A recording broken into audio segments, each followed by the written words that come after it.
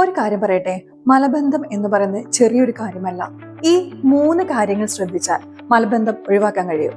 വെള്ളം ഒരു മരുന്ന് തന്നെയാണ്. ശരീരത്തിന് ആവശ്യമായ വെള്ളം ലഭിച്ചില്ലെങ്കിൽ ദഹനം സ്ലോ ആകും. അതിനാൽ രാവിലെ എണീറ്റ ഉടനെ തന്നെ വെറും വയറ്റിൽ ചെറിയ ചൂടുവെള്ളം 1 ഗ്ലാസ് കുടിക്കുക.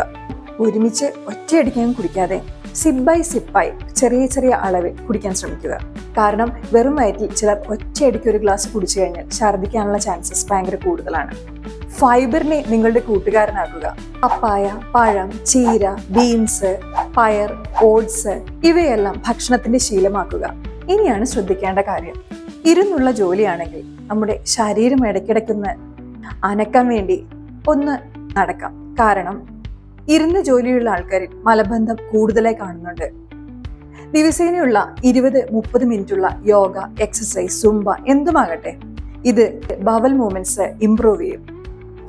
വെള്ളവും ഫൈബറും കുറച്ച് നടത്തുവും.